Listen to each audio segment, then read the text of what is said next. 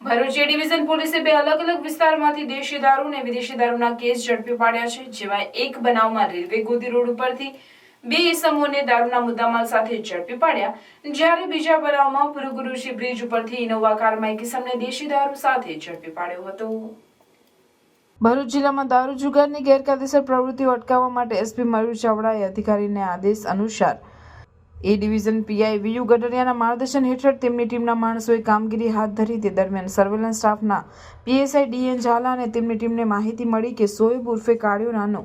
English દારૂનો મુદ્દામાં લઈ ગોદી રોડ ઉપર કોઈની ડિલિવરી કરવા ઊભો છે। આ માહિતી મળતા જ એ ડિવિઝનની ટીમે રેલવે ગોદી રોડ ઉપર જઈ રેડ કરતા સોએબ ઉર્ફે કાળિયો, ઇલિયાસભાઈ પટેલ અને પંકજ ગોહિલને મોપેડ સાથે કોર્ડન કરી ઝડપી પાડ્યા હતા। તેમની પાસેની 4 બેગની તલાશી લેતા તેમાંથી અલગ અલગ વિદેશી દારૂની નાની મોટી કુલ બોટલ નંગ 108 જેની કિંમત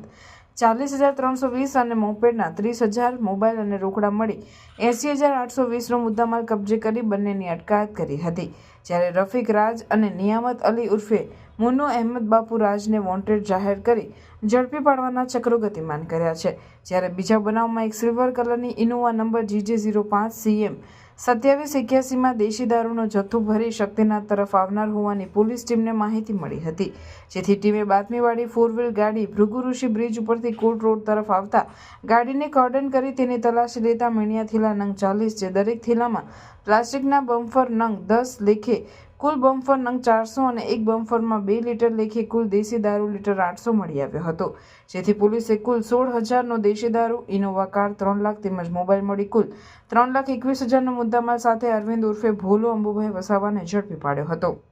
જ્યારે રાજુ રાઠોડ, ભાવેશ મકવાણા અને ભરત વસાવાને વોન્ટેડ જાહેર કર્યા છે।